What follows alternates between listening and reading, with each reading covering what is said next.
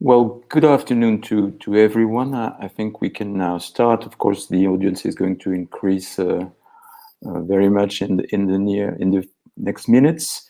I am Patrick Lévy. I'm a professor at Grenoble University in France, and I'm also a EUA board member. And I'm very pleased to chair this session on nurturing global partnership through education and research. Well, just a couple of words as an introduction. We have seen for the last 2 days, and of course that's essential for us, that universities are places of scholarship and research, but they also play a crucial role as ambassadors of cultural values and achievements. They fulfill this role on both the local and regional and national level, but also internationally, such as through global partnership and collaboration. And this session will specifically explore the impact of university in promoting global dialogue on culture, democracy, and societal development. And this is indeed a challenge. This is particularly challenged by the current crisis and also the geopolitical changes that have been occurring at a very fast pace, notably during the last decade. In particular, we will most certainly come back to our vision on international partnership, and also the fact that we have to take into account for calling for responsible and reciprocal openness and international collaboration in research, in innovation, and education.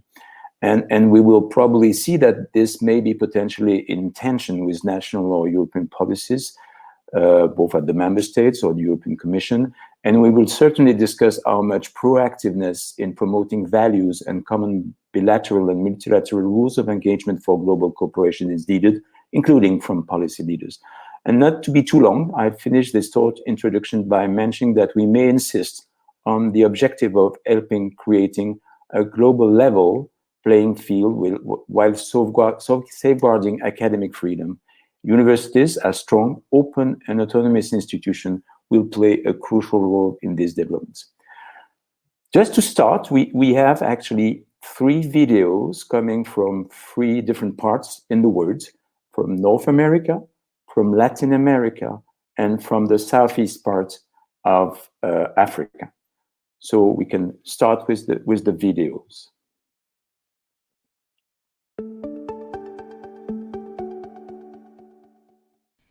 Dear members of the European University Association, I'm very pleased to speak to you today, because the issues you address in this conference are very close to my heart.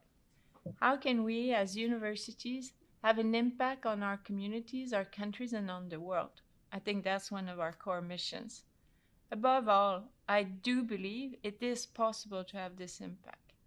At Universities Canada, we stick together to develop a closer relation with governments and industry, just like what you do at the European University Association.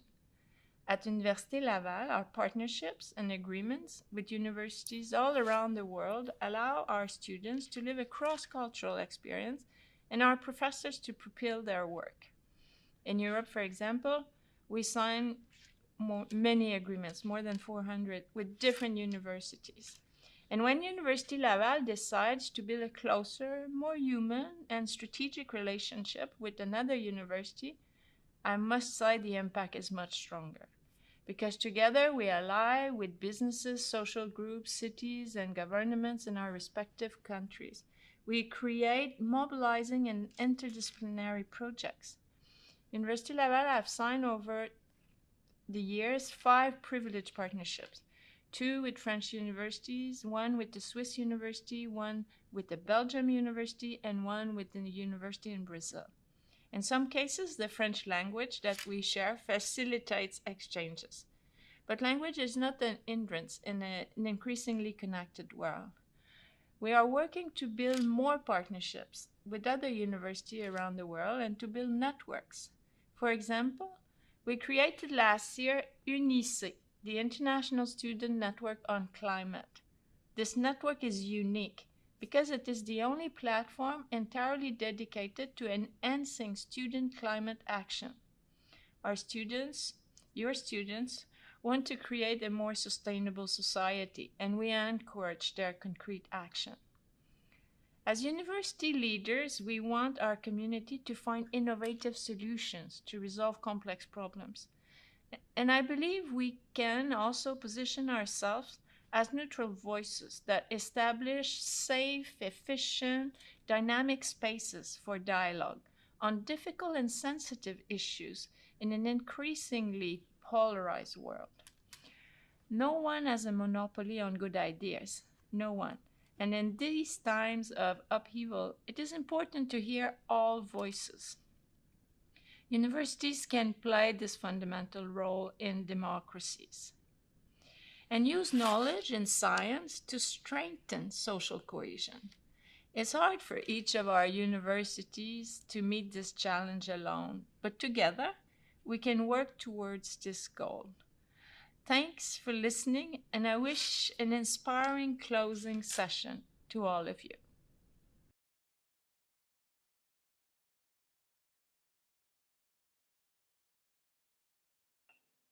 I would like to greet the University European Association and congratulate you for this event, for this seminar. The Ulac Foundation is an international intergovernmental organization formed for 62 countries from the European Union and Latin America and the Caribbean. And its mission is to strengthen the bi-regional relationship. In the realm of higher education, the European Union CELAC Action Plan, adopted in 2015 by the heads of state and government and successive communiques of ministers of foreign affairs from both regions, continue to foster the creation of a bi-regional higher education area through dialogue, cooperation between bi-regional academic actors. The problem before us is to determine what is a common space for higher education. At the time of making the declaration, the heads of state probably took as a model the European experience that ended with the Bologna Accords. When speaking of bi-regional process, it is necessary to identify a more complex scenario to begin with, because in Latin America and in the Caribbean, for example, there are many higher education regimes with different regulations. In Central America, for instance, the oldest public universities serve as regulatory body for the entire country. There are nations where regulation involves a lot of government presence and others where the rules are more lax. The graduate courses do not always have the same number of credits or requirement. So perhaps a very important first step is to be aware that beyond the formal, normative and institutional space, there is already a bi-regional academic community that is expressed in thousands, if not tens of thousands of joint research projects carried out in teams made up for scientists from Latin America, the Caribbean, and Europe in practically all topics of knowledge. Another pillar of this bi-regional academic community are students, especially postgraduate students who exist in both regions and whose projects and theses constantly feed the field of global knowledge, also professors in exchange or in research internships.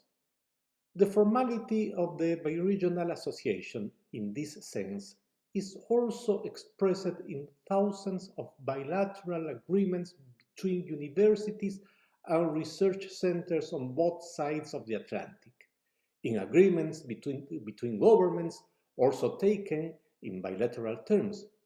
That common space, it could be argued, already exists in reality, if the form of construction of its concept and image come from the academic community. However, there is an important agenda to advance in the scenario especially of the intergovernmental cooperation of Regional Association of Universities. The Ulac Foundation, in collaboration with different university associations, generated, for example, a space for discussion to identify the axes and components of what could be the requirements of this common space in higher education. This exercise has been called the matrix and tries to identify the issues and to generate policies around them. What corresponds at this time to us in both sides of the ocean is to prioritize those elements that are eventually feasible to achieve given the heterogeneity of our higher education systems. I would like to finish congratulating again to everybody of you and to give us our support and present the Ulac Foundation as a useful instrument to achieve our goals. Thank you.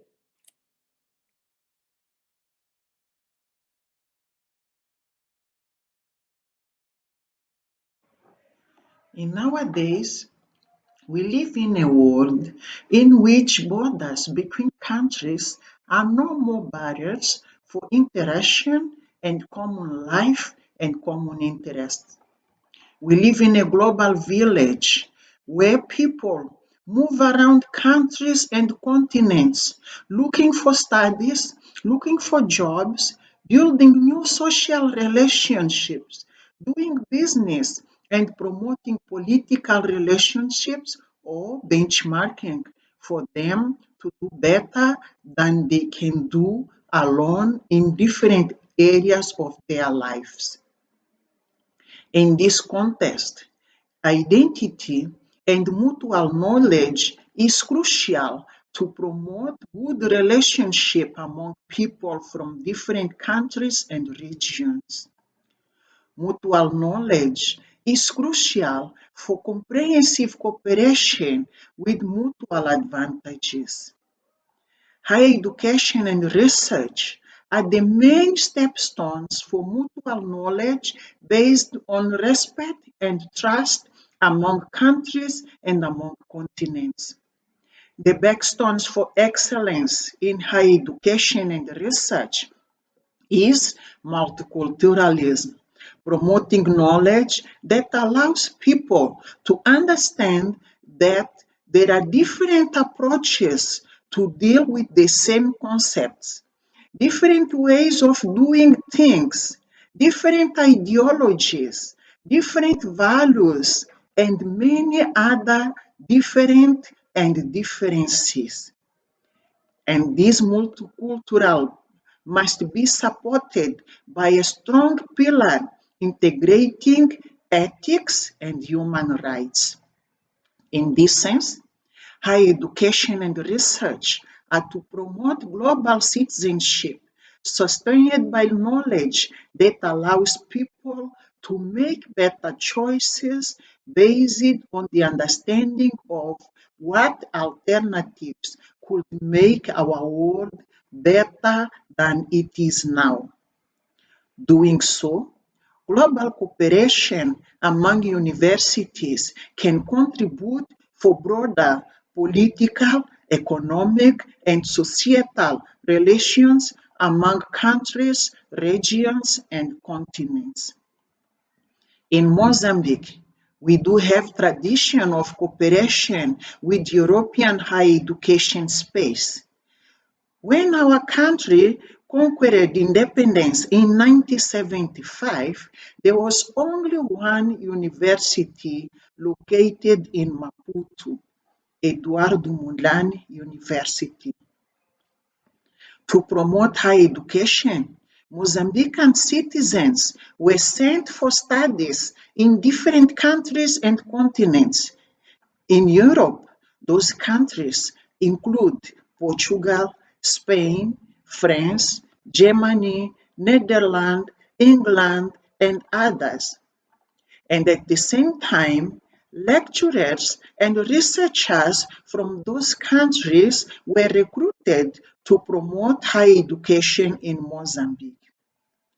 We can say that cooperation in higher education was a strategy for the establishment of the Mozambican academic community, and this community is now engaged to promote more access and relevance of higher education and to promote research and quality assurance in higher education.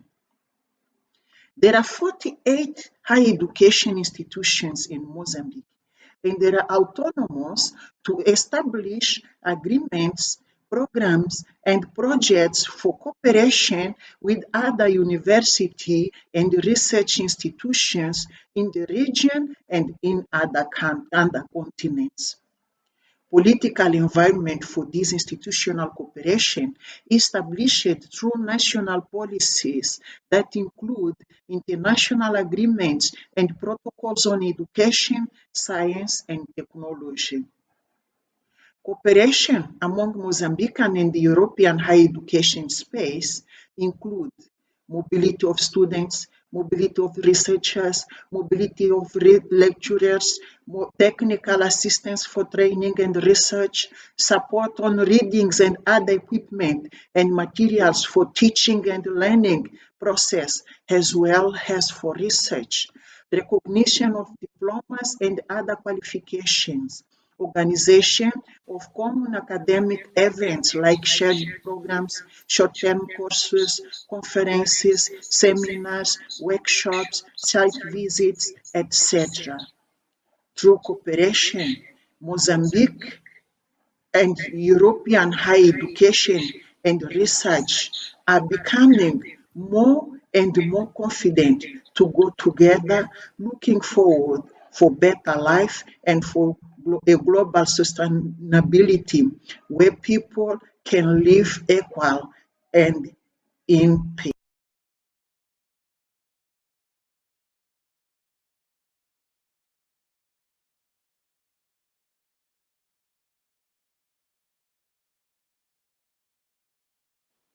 Yes, I got the microphone. So, well, I hope you appreciated the very inspiring videos that we've just seen, and actually the choice I think was quite good because it actually set the stage for really very different type of cooperation with very different universities coming from different parts of the world.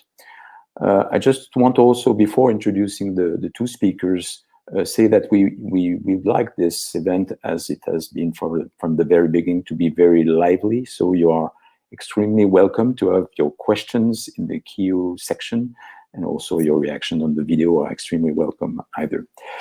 Well, it's my pleasure to introduce the two excellent speakers we have for this last session.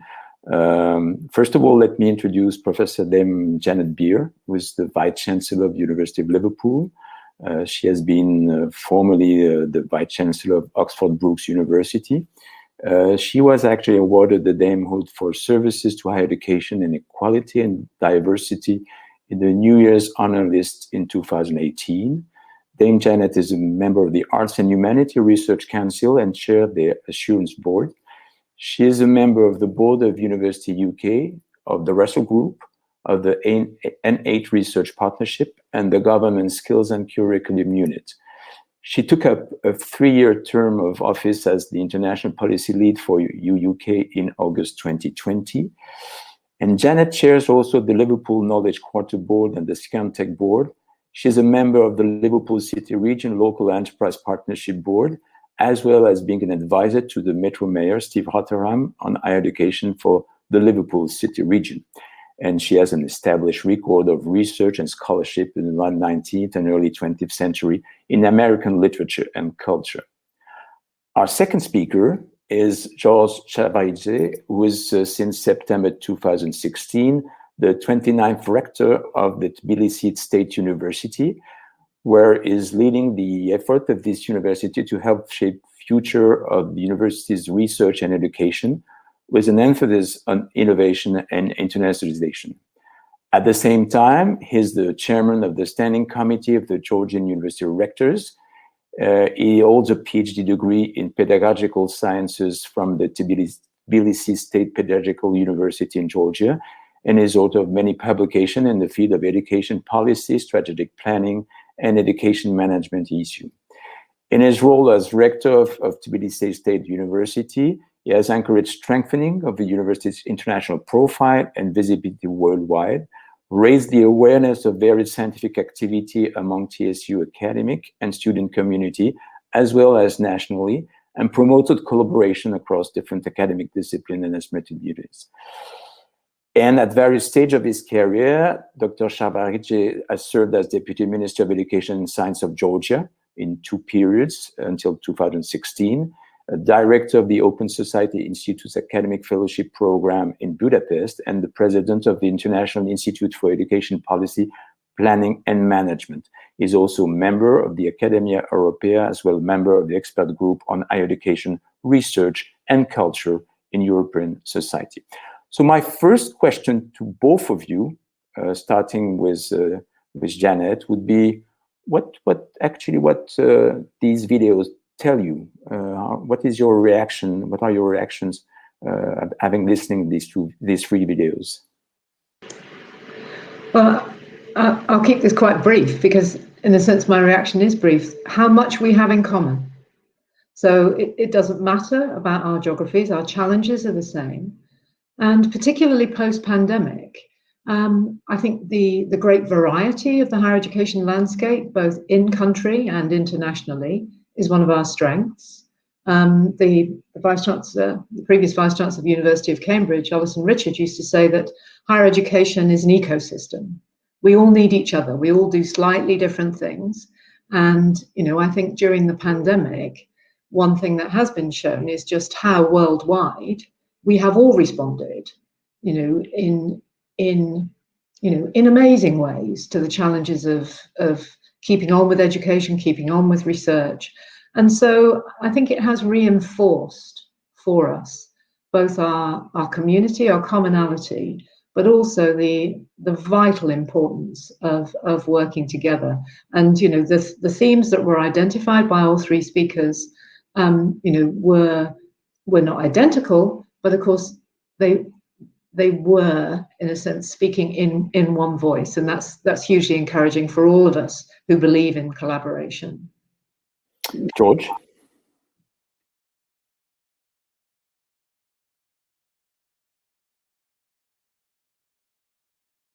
George, we Can you hear me now? That's good. That's good.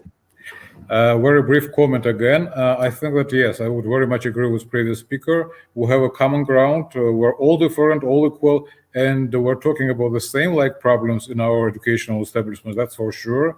And I would also underline that post-pandemic situation is probably, or will be probably, very different from whatever is ongoing right now, because it's no longer business as usual, as we learned during 2 days of our conference as well. And I think that strengthening global approaches and strengthening our cooperation in international field will really help us a lot in building local capacity, in creating alliances, in building bridges in between the universities, between countries, etc. So it is very self-explanatory that all 3 presenters were on the same page in this respect. Very good. So we can now ask you several questions, maybe on the first one, maybe how would you define, you've started that, but the role of university in a sort of global collaboration program? What would be the key priorities? Janet? Thank you. So, I mean, if I just take the 2 obvious planks, so to speak, students and research, there is a reason why we encourage students in all our universities to experience other countries' higher education. They get to experience a diverse learning environment, but also, we know how hugely it contributes to their maturity, and their kind of both personal and intellectual capacity to take on a range of challenges in their professional lives, and that it improves, on a very basic level, their outcomes. We also always need to think about soft power, that students will then feel an affinity with the country that they studied in, and they will understand the need for cross-national understanding and also sensitivities to other people's cultures. It makes for greater cultural understanding both at home and I think overseas, and it builds up social and economic ties between nations. In terms of research, I already touched on it in my previous answer, I think. We have so many challenges in common, and they do not stop at national borders. The strategic development goals are imperatives for all of us, and individual researchers, even individual teams in one country of researchers can't solve these problems on their own. We must work together on the global health challenges and indeed on the climate emergency, to name just two. George? I would add a couple of points here. I would rather agree with statements and say that, yes, it's very important to have a constant cooperation with and within the network of universities. What we're doing at our university for many years is to create trustworthy relations with our partners, and we're having quite a lot of cooperation in this respect. Only in Erasmus Plus, we had till now more than 400 projects supported by Erasmus, and that gave us a possibility to send students, but also to reciprocate and receive students to our university, and also researchers and professors. And that's an extremely good example of how we can really cooperate together. In bilateral connections, we're having more than 30 connections with different universities in Europe, and what we're doing really is trying to put students in the center of our cooperation. Per se, with Oxford University and University College of London, we're having a joint diggings on our archaeological sites, and that's our student doing together with UK peers, as well as collaboration in the field of research. We're having more than 3,000 researchers that are working and collaborating globally with our researchers and professors. And finally, I would like to mention that there is no capacity any longer that one single university or one single group of researchers can achieve results without putting together efforts. As we speak, 19 of our professors and doctoral students are cooperating at CERN in Switzerland. It's understandable that no one country alone can really work in this direction. Having joint capacity is also a good illustration for that. And also another point that I would like to mention is that in some cases and instances, having a direct connection, bilateral connection might also help. In our case, we're having wonderful example of having a German-Georgian science bridge that is working for a couple of years, and that's a wonderful example how we can really enforce local capacity using our co-tutel programs, using joint degree programs with our partner universities, and then receiving back our graduates and postdocs and organizing laboratories, research capacities indoors in order to have a joint research agenda. Thank you very much. That was very good. I'd just like to ask you whether you believe that the current crisis, the pandemics, is actually modifying anything in terms of collaboration. I guess so, but you might develop that. In terms of concrete consequences, but also in terms of strategy. I mean, we have been facing this difficulty for the last year. What does that change to your international strategy? Would you like me to come in first? Yes, please. Well, I mean, the obvious points, no one has been going anywhere. So many of our overseas students have been studying remotely, and colleagues have not been able to travel to prosecute their research partnerships or teaching exchanges or anything else. So we've incurred huge numbers of additional expense through the pandemic as a university, because of course you have the same infrastructure, you have the same estate, you have the same staff base, but then you have additional costs in terms of remote teaching, COVID security in laboratories, etc. But we have saved on travel, and we have worked hard in order to find alternative ways of doing those activities that formerly would have been done in person after a journey. So we have a long-standing partnership with the University of Georgia in the US, and we had a 2-week-long research colloquium with colleagues who have been working together in some instances for years, in some instances, very recently, where we had joint research sessions, we gave papers, senior leadership teams came together.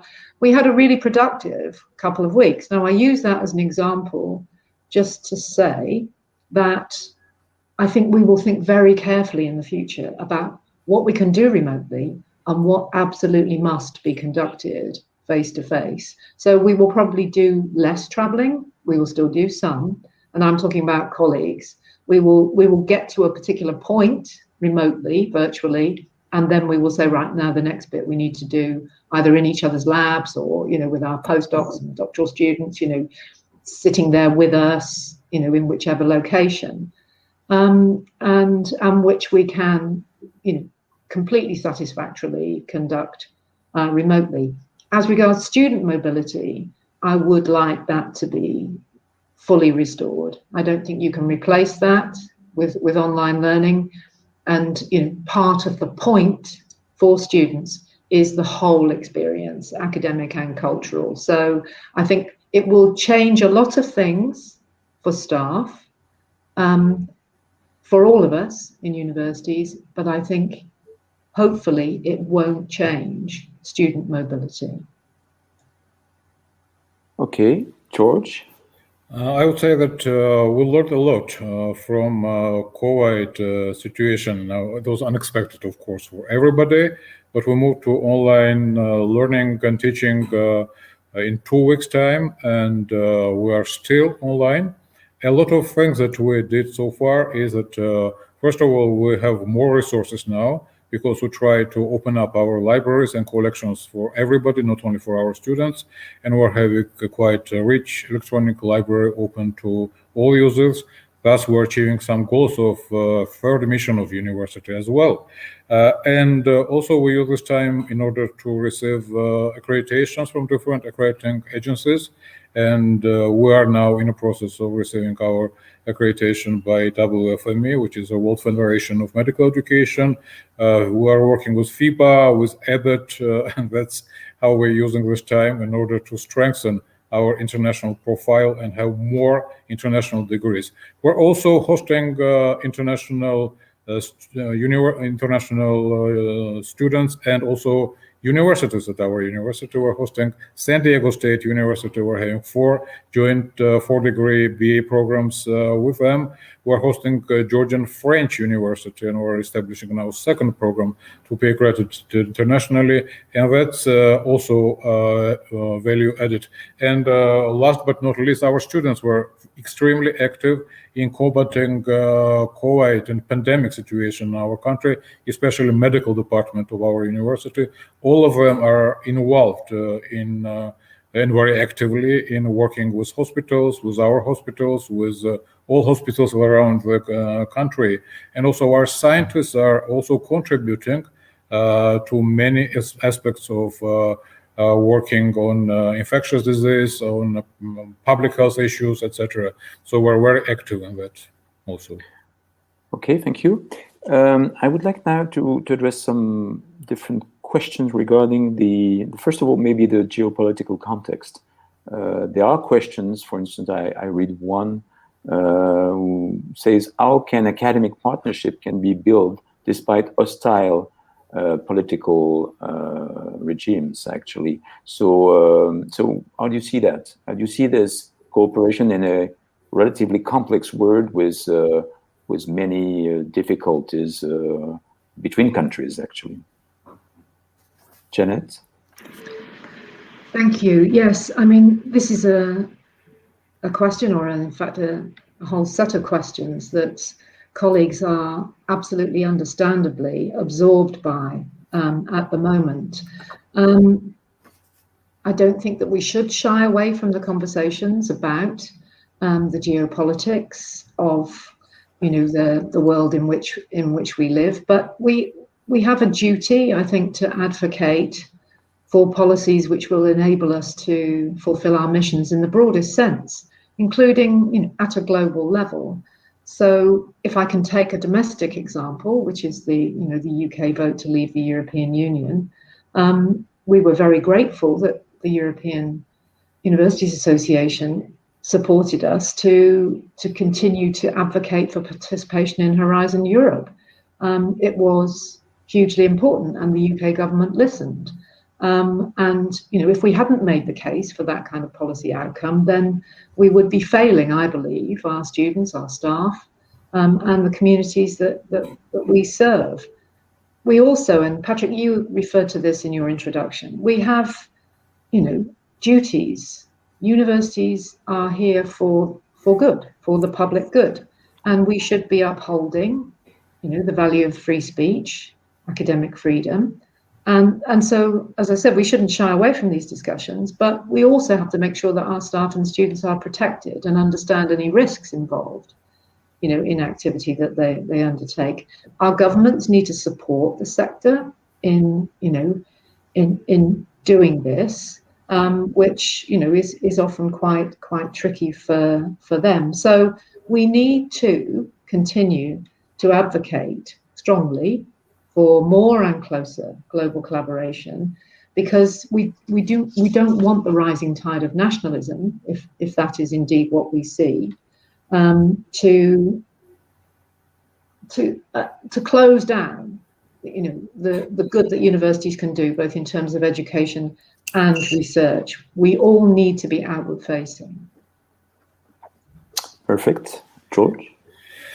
I would I would agree with the point that exclusion of associated countries from Horizon Europe is not probably the best example of strengthening academic research and cooperation in a way, but as well as a statement of UK government to cut research funding for overseas collaborative research development projects. So in a way, it should be open call for more cooperation, not closing the doors, but probably opening the doors. In this particular respect, I would respond also on hostile regimes and our approach to that.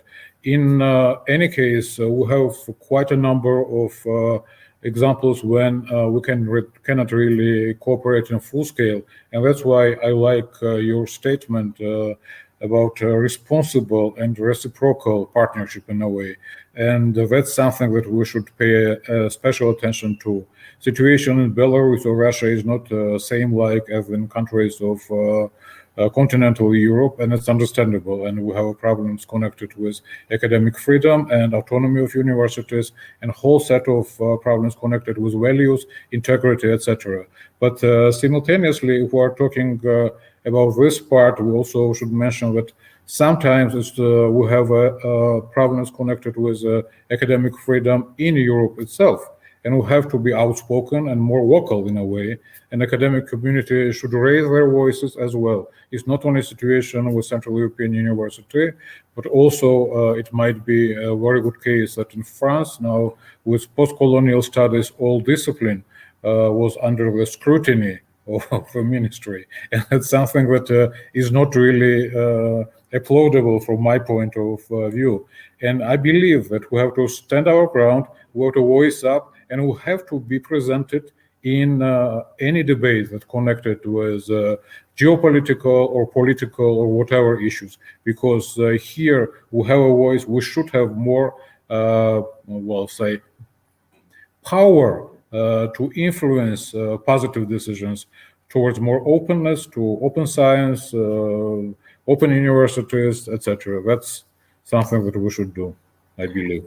Great. Well, just starting from what you both said, actually, do you believe that there is we are in a world where competition is extremely important between universities all over the world. I mean, not talking only about rankings, but we could see that. But there is a competition for funding, for attracting the best students, the best maybe researchers or teachers. How do you see that in the context of promoting global collaboration? Is it a major problem? How do you solve that? What is your view on that? Janet? Yeah, I think we need to see it not as a zero-sum game. You know, a positive zero-sum game. Internationalization is good for us all. Collaboration is good for society as a whole. You know, the more people we educate, the better. You know, all the work done in the OECD in terms of the positive benefit of having more graduates in your country will bring in all kinds of ways and outcomes. So, you know, technological, health, strategic, democratic, all those benefits. Yes, to a certain extent, we're in competition, and we are encouraged by the league table mentality constantly to be looking at rankings and where we are and how we can improve and how to build our reputation and make our alumni proud and all those things. But we do have to recognize increasingly that, you know, our long-term goals, our ambitions in terms of the benefits of research are communal, and we need to think more in terms of partnership, you know, rather than, you know, we go there in order to take, or you come here in order to take. It's about capacity building, yes, sometimes that partnership, but it needs to be predicated on a more equal basis, I think, into the future. Thanks. George? Yes, I would reflect on this point as well. But I think that strategically, it's extremely important to boost our cooperation in many fields. Of course, there is a competition, and should be a competition. There will be a competition anyways. We have to live with it. But in a way, what we're talking about here is that probably the value of cooperation is much higher than competition between different universities or countries or regions at large. Now, we're talking about strategic autonomy principle in Europe, right? And simultaneously, we're talking about open science, about openness, etc. We should be very careful here and extremely careful in order to not hinder the principles of openness in a way. And secondly, what I'm thinking that probably yesterday and today we had a lot of discussions on different sessions. My concern is, and in many cases it is conservative, the concept of publish or perish and all the citations and being in all kind of rankings probably were a little bit out of clearer way of our goals, how to achieve them, because in many cases. Well, I do understand that rankings are extremely important for, especially politicians, and many parents love them. But are they really adequate in a way? Are they reflecting the processes that are ongoing in higher education or not? And same goes to citation and with numbers and, you know, Scopus and all of it. I believe that we have to pay more attention to something more fundamental that we are having in common, because otherwise, today we had an interesting discussion this morning, and what we observed was that the majority of participants are very inclined to support, and understandably, connection with industry, more connection with industry, etc. And then my concern is that by the end of the day, probably some politicians will translate it into something different. And they will say we need more applied sciences, forget about blue sky research, forget about basic science, and that's a danger that I can see. If I can just come back in. Go on. You know, obviously, we need to take account of, you know, security issues in terms of our partnerships. But, you know, it is possible, if we bear in mind the larger ambition. But just to kind of go back to one of your earlier questions, Patrick, in terms of what changed during the pandemic. I don't know whether it's true for colleagues, but certainly we ironically worked more closely with our city region during the pandemic than we ever have before, both in health, as was described by George earlier, in terms of our students, our medics, on the front line, people turning, their hand to making, PPE or ventilators, people just stepping up to the challenges. But, the civic ambitions of the places that we all inhabit, and indeed the place-based agenda, has also, I think, become sharper in focus. And, whilst we have global ambitions to work on the challenges like climate change, we also work closely with local partners in order to share their, for instance, their zero carbon targets. So we have that local base as well as that global, potential for action. And we should, it's just a point worth making that those relationships somehow became more present when we were working during the pandemic. But maybe that's also connected to the fact that was also illustrated during these 2 days, that we have to make as concrete as possible what the public good. I mean, and the fact that the social impact of universities is made concrete. Just one point on, are you, well, you both mentioned the EUA role, and I'm very grateful that you did that. Do you think that we do enough to support, for instance, autonomic academy and also the academic freedom, all those things? What is your view on that? Because that's an important issue. I mean, it's very frequent that we are at the EUA asked to react on whatever is occurring in various countries. What do you think about that? George, I don't know if you want to go first on that one. George? I think that, it's never enough, I would say. And I think that EUA is extremely active in many instances, but one point that I wanted to raise is advocacy for academic freedom and university autonomy at large, and probably working more with decision makers at EU level. I know that we have a wonderful new approaches creating response groups, and that's something that is new and very interesting, I would say. Myself, I'm working with one of the groups, and that's a very good format of influencing the decision makers, but also cooperating with other networks as well. In our case, what we did so far, we are having, we invited Academia Europaea to Georgia, the first time when a big network from Europe is in non-EU country, and it's present as a hub at our it's a research hub at our university, covering all the region. I think, and also we're hosting EPLO, European Public Law Organization. I think working with this kind of organizations is a much more powerful tool in order to have a joint voice. EUA is extremely helpful in many ways, and I think that working with other networks would bring us more results. Great, Janet? Yeah, I would absolutely agree with that. I mean, what we find in, parochially in the UK, that if the case for higher education is made by other organizations, by actors outside higher education, then it is listened to much more by government. So I think, the EUA can help us by, in a sense, building networks and pointing the way, toward the influencers, because we need advocates, we need people out there who are emphasizing and re-emphasizing to government, the power of education and research. Excellent. I mean, we are nearly at the end of the session.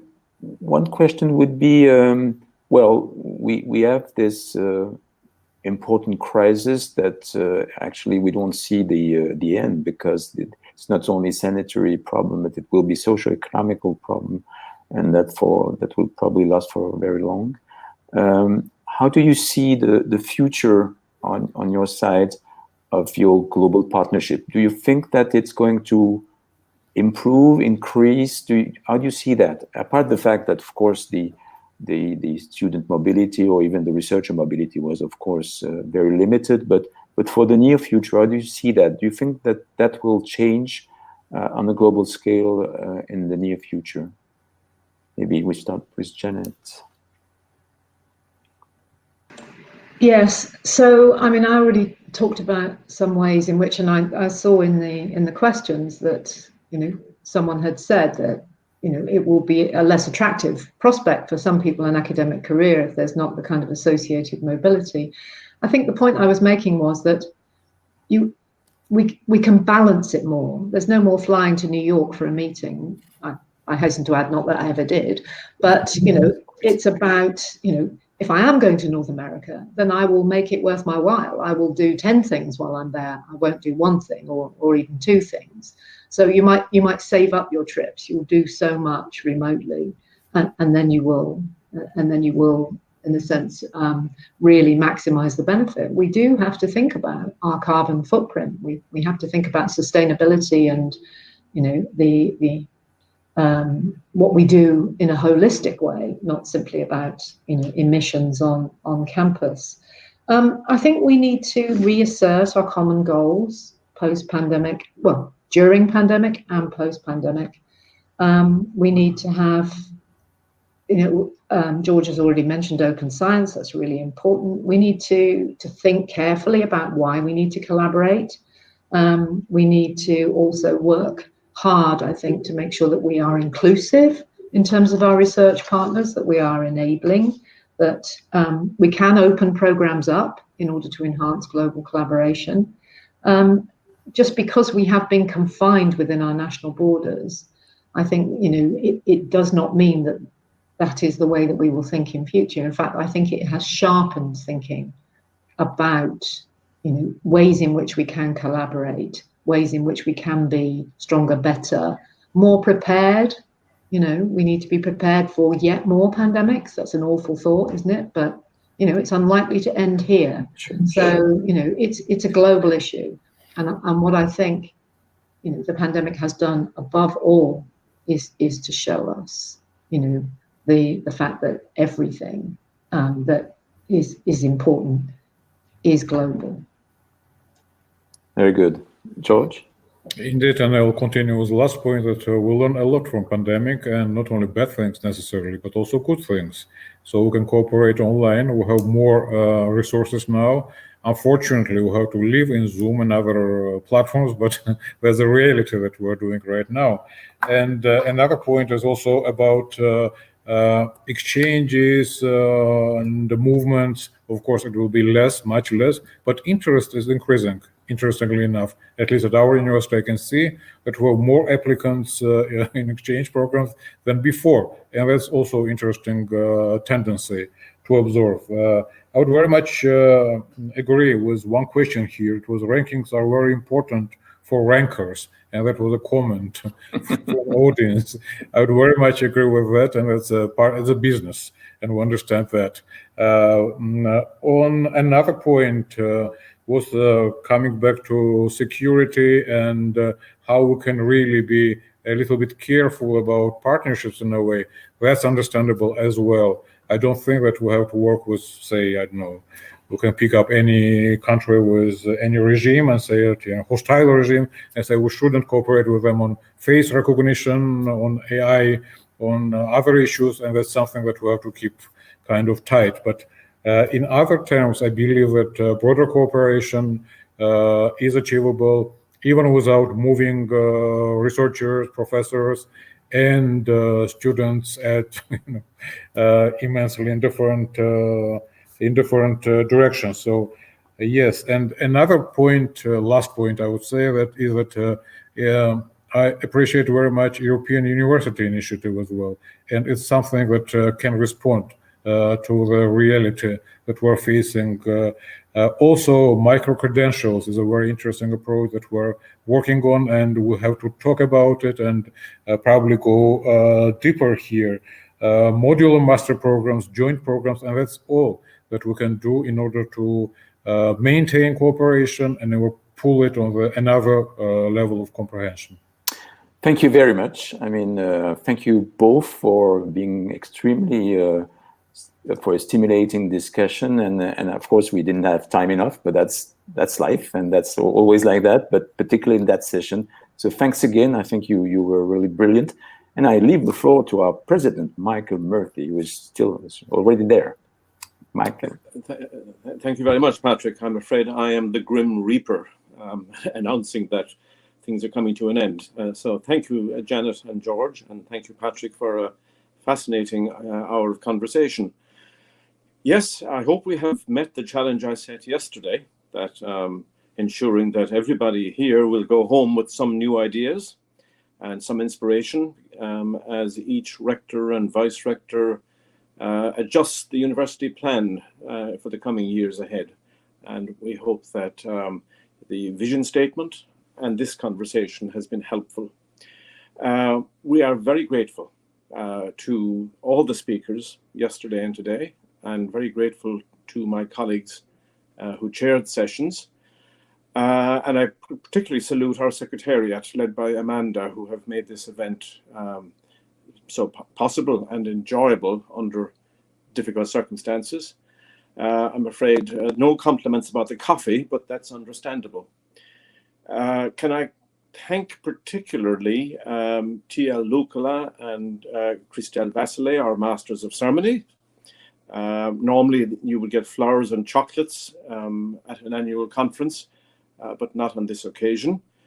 And I also thank Helena Peterbauer, Aurélie Klenet, and the events team for making all of this possible. I'm afraid it's virtual chocolates. Next year, if the biosphere permits us, we will be in Budapest as guests of the Budapest University of Technology and Economics. The specific dates will follow, and I hope you all find space in your diaries to rejoin us on the banks of the Danube next year. So thank you all very much for participating, all the questions and all the comments.